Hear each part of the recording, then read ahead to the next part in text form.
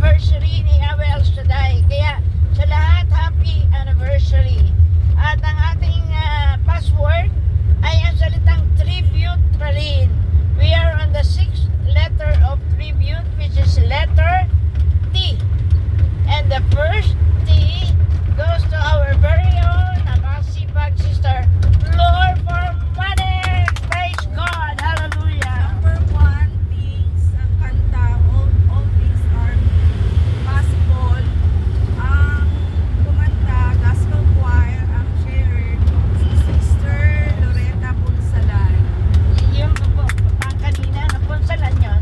Yes po. Sa ganda. Anong first T? Things po. Things. And the second T goes to our very own, no other than Sister Erin Beautiful Cruz. Oh, nandiyan kanyang ano. The second T stands for thanks. Ang kanta, thanks and praise.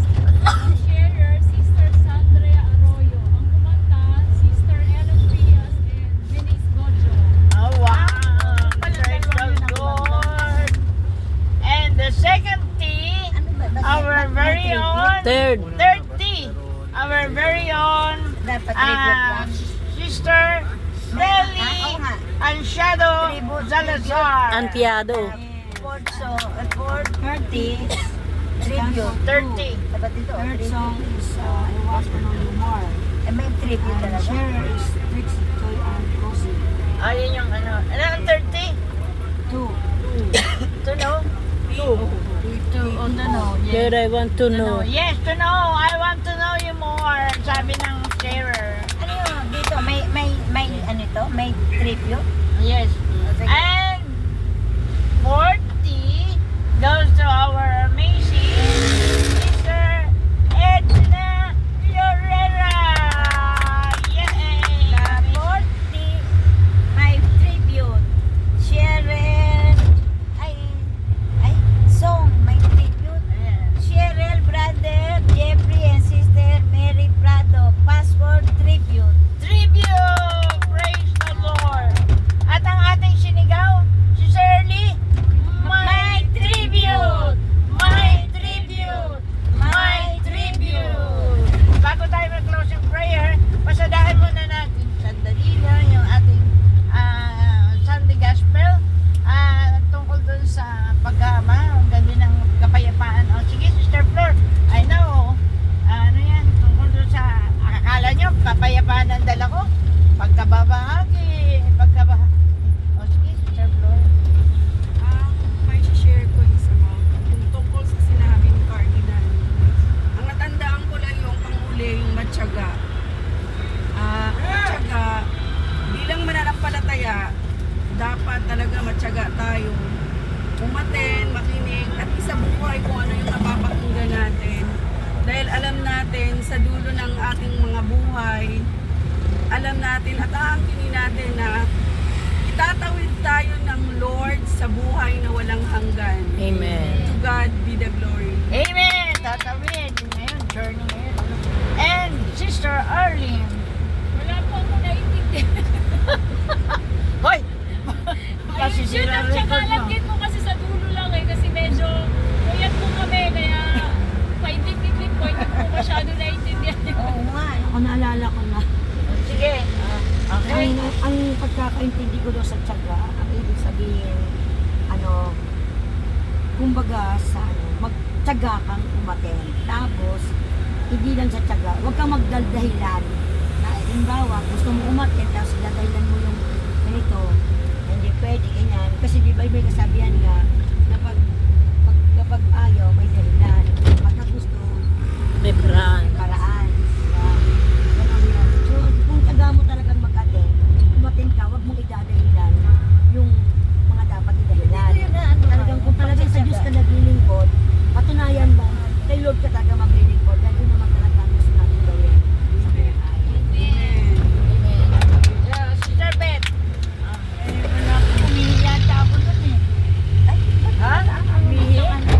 Takit. Sister Edna. Sige, Sister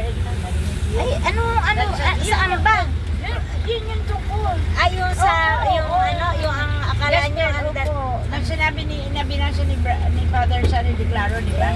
Yung akala nyo, sabi ng gospel, pagkakapayapaan, pagkakabahabahagi. O, sige, narinig ko, Ang pagkakaano ko po, nagre-refract. nangyayari naman po talaga ngayon yun eh. Yung pagkakampi-kampi, pagkakabahabagi, nagkakaroon ng di pagkakaunawaan ng isang pamilya. Pero dumating man mo yung gano'n, dapat pag ikaw talaga pumahasi ka ng salita ng Diyos, maayos po. Na hindi na kailangan na lumala pa na yung gano'n na mga bagay po. Ang kailangan talaga maging matatag ka at palawakin mo pa ang pananampalataya at karunungan na nagbubuhat sa Panginoon para yung mga bagay na gano'n mapagtagumpayan. To God be the glory. Okay, yung gospel, di ba, sabi ng Panginoon, akala nyo, dala ko kapayapaan, pagkabahabahag. Bakit kaya ang tatay at ang anak na lalaki magkakabahabahag, magkaaway, at ang nanay at ang anak na babae magkakaaway? Kasi pagdating dito, totoo yun, dahil pag tayo iuna, pag lumapit na kay El Shaddai, nagkabahabahagi na dahil hindi na magkasundo sa pananampalataya. Ang nangyayari Di ba? po yun talaga Yes, sa hindi na ako nagkakabahabahagi. Lalayo sa pamilya na lang namin ni Brother Rode. Oh. Nangyayari po yun talaga. 'Di ba? Kasi ibang paniniwala, Oo, 'di ba? oo. Pag dumating ang salita ng Diyos sa bawat pamilya, iba ang kanilang paniniwala, iba si El Shaddai, iba yung born again, 'di ba? Oo. Nagkakabahabahagi. Kaya yun ang sabi. Pero sa katyagaan, sabi nga ni Father kagabi, Archbishop, tagalan tayo, panatag lang tayo, puno lang tayo ng kapayapaan at kitang-kita natin ang salita ng Diyos sa buhay natin. Sa ating pagtsatsaga, di ba? Dati pamilya natin, mga kapatid natin, hindi natin kasama, di ba? So sa ating pagtsatsaga sa salita ng Diyos at pagpapakita, pagsasabuhay, na totoo ang salita ng Diyos, nakikita sa atin, makikita mo nagkakaroon ng kapayapaan. Bakit? Kasi natututo ka magpasensya, di ba? Natututo ka ngayon magmahal sa hindi dapat mahalin. Kaya kung titignan natin, una lang yun na pagkabahabagi. Pero at the end, dahil ang salita ng Diyos ay may dalang kapayapaan, syempre pag-ibig, nagkakaisa, nagkakasundo. Amen po ba? Sa una lang yun, kaya napakabuti ng ating Panginoon. Amen po ba? Amen. Ay, ang Sunday Gospel natin ay talaga naman ang kapayapaan pa rin ang mananaig kung tayo patuloy na nagtsatsaga, nagpapasensya, nagmamahal. Kaya ngayon, babatiin muna natin, closing prayer muna bago natin batiin ang happy first anniversary at happy birthday to Brother Mike. Okay? Babatiin muna natin si Brother Mike, sasabay-sabay tayo. Happy birthday, Brother Yahweh El Shaddai! Happy birthday, Brother Mike! Closing prayer. Sister Ne. Sa ngalan naman ng Anak, Espiritu Santo. Amen. Panginoon, kami napupuri at papasalamat. Punong-puno ng kagalakan. Pagkat dumating naman po kami sa 41st anniversary, na kami lahat ay nakalahok, malakas, malusog, maliwanag ang isipan, maliwanag ang aming buhay, punong-puno ng tagumpay, sa kabila ng maraming pagsubok, going to 41st anniversary, still napagtagumpayan namin kahit sabi nga sa una may ulan kanina, pero hindi kami natinag. Parang pagkat alam namin ikaw, Yahweh El Shaddai, ang may control ng lahat ng bagay. Amen po. Yahweh, yung first 41 anniversary namin prayer request, we believe na ngayon pa lang mayroon ng answered prayer. Amen. At lalo na ang aming mahal na punong lingkod, nakikita namin na sa unti-unti niyang pagsasalita, tuloy-tuloy na ang kanyang himalang kagalingan. Amen. At nagtitiwala po kami ang aming bansang Pilipinas. Huwag mo po pababayaan, Yahweh. Bigkisin ang iyong pag-ibig ang lahat na namumuno ng aming bansa. Simula Pangulo hanggang sa litan lingkod barangay at sa lahat ng mga manggagawa at ganun din ang aming El Shaddai, DWXI, PPFI sa paglalakbay namin sa 42nd anniversary. Dalangin po namin na patuloy bigyan mo pa ng iba yung kalakasan, kalusugan ng aming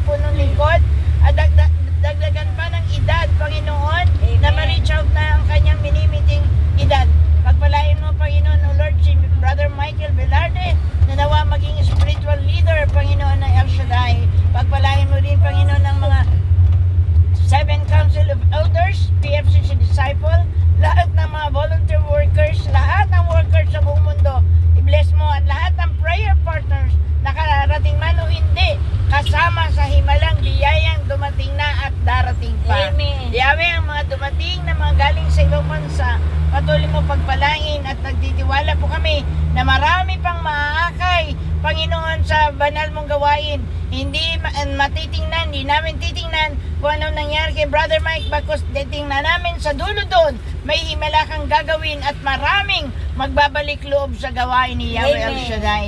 Yahweh, salamat po at pagpalain mo muli aming paglalakbay. Samahan mo Lord. kami.